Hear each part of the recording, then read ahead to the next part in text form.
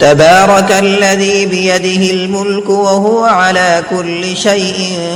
قدير الذي خلق الموت والحياة ليبلوكم أيكم أحسن عملا وهو العزيز الغفور الذي خلق 7 سماوات طباقا ما ترى في خلق الرحمن من تفاوت فارجع البصر هل ترى من فطور ثم ارجع البصر كرتين ينقلب إليك البصر خاسئا وهو حسير ولقد زينا السماء الدنيا بمصابيح وجعلناها رجوما للشياطين وأعتدنا لهم عذاب السعير وللذين كفروا بربهم عذاب جهنم وبئس المصير إذا ألقوا فيها سمعوا لها شهيقا وهي تفور تكاد تميز من الغيظ كلما ألقي فيها فوج سألهم خزنتها ألم يأتكم نذير قالوا بلى قد جاءنا نذير فكذبنا وقلنا ما نزل الله من شيء إن أنتم إلا في ضلال كبير وقالوا لو كنا نسمع أو نعقل ما كنا في أصحاب السعير فاعترفوا بذنبهم فسحقا لأصحاب السعير إن الذين يخشون ربهم بالغيب لهم مغفرة وأجر كبير وأسروا قولكم أو اجهروا به إنه عليم بذات الصدور ألا يعلم من خلق وهو اللطيف الخبير هو الذي جعل لكم الأرض ذلولا فامشوا في مناكبها وكلوا من رزقه وإليه النشور أأمنتم من في السماء أن يخسف بكم الأرض فإذا هي تمور أم أمنتم من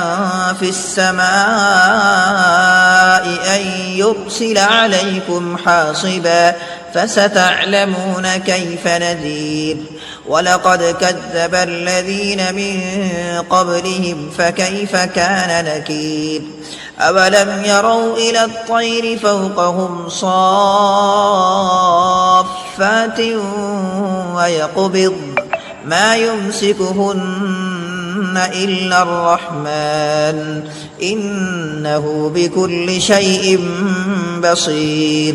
أمن هذا الذي هو جند لكم ينصركم من دون الرحمن إن الكافرون إلا في غرور أمن هذا الذي يرزقكم إن أمسك رزقه بل لجوا في عتو ونفور أفمن يمشي مكبا على وجهه أهدى أمن يمشي سويا على صراط مستقيم قل هو الذي أنشأكم وجعل لكم السمع والأبصار والأفئدة قليلا ما تشكرون قل هو الذي ذرأكم في الأرض وإليه تحشرون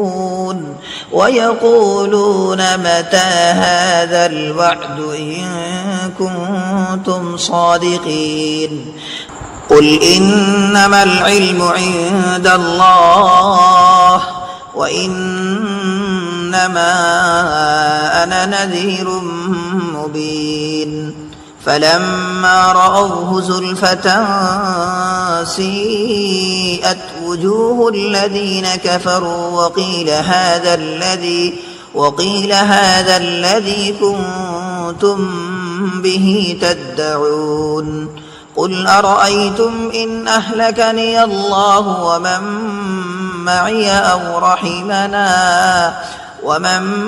معي أو رحمنا فمن يجير الكافرين من عذاب أليم قل هو الرحمن آمنا به وعليه توكلنا فستعلمون من هو في ضلال مبين قل أرأيتم إن أصبح ماؤكم غورا